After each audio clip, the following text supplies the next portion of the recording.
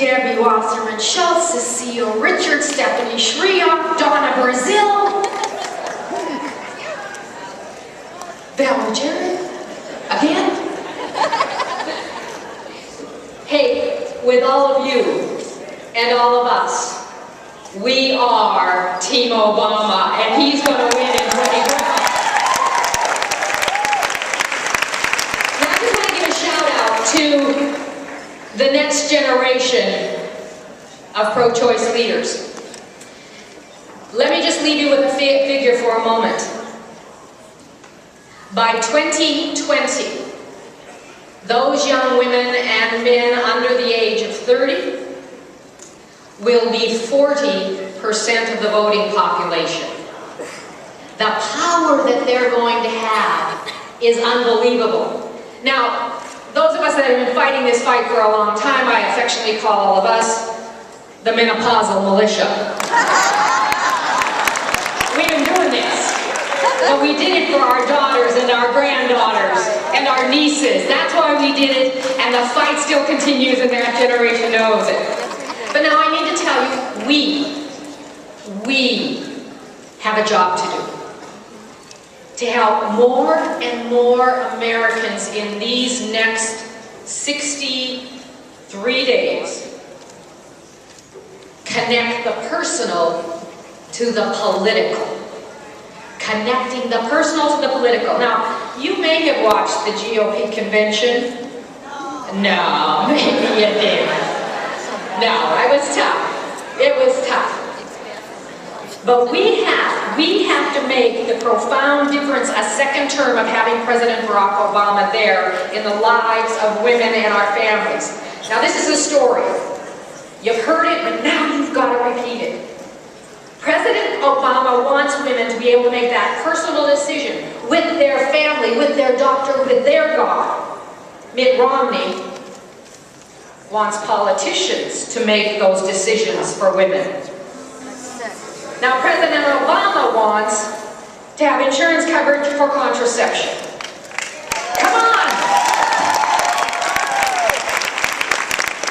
Mitt Romney wants your boss to make that decision for you. President Obama obviously is building a stronger economy for women with equal pay for equal work, and Mitt Romney wants the opposite.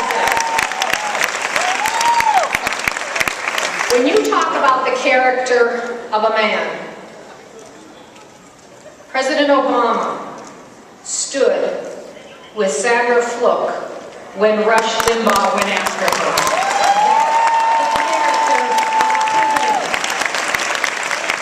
Mitt Romney was silent.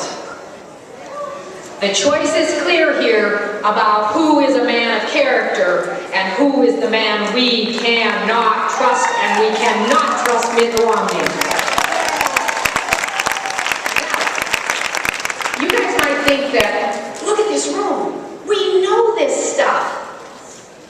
We do know this stuff. But your neighbors, your friends, your families, those people at church, those people at school, our job is to tell them about the difference. And right now the gender gap looks pretty good.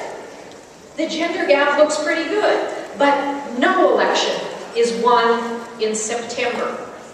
The election is won in November. So we have this many days to get the job done. Now Mitt Romney and Paul Ryan are going to try to tell the American public, wink, wink, nod, nod, don't worry about it. Oh, don't you worry about it. Mitt Romney sent out his older sister to say, wink, wink, nod, nod, don't worry about it. He's really not going to do anything on choice. Shut the front door.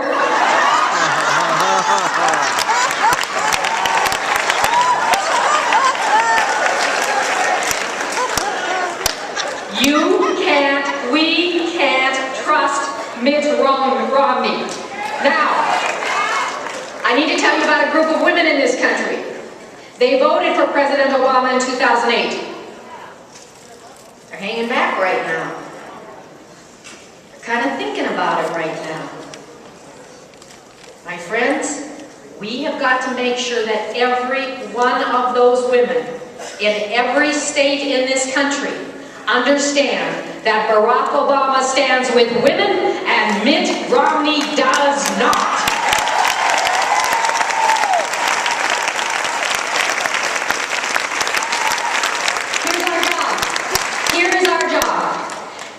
Each of you in this room, and there are thousands of you have the power to reach out to one person, to connect the personal to the political, to ensure that vote by vote, door by door, we re-elect President Barack Obama, and we have to do it together. Now, I need you to post on Facebook like Donna said, post on Twitter and tweet about Barack Obama. You need to go to the phone base for Obama for America. You need to put your walking shoes on and knock on some doors for Barack Obama. You need to take your friends, your neighbors, your families. You need to take them to the polls, because this is going to make a difference whether or not women show up at the polls, and we need you to help us do that. I stand here proudly with Barack Obama because he has stood with us, and we have to fight for him and protect his back as we head into these last few days. I'll see you on the campaign trail.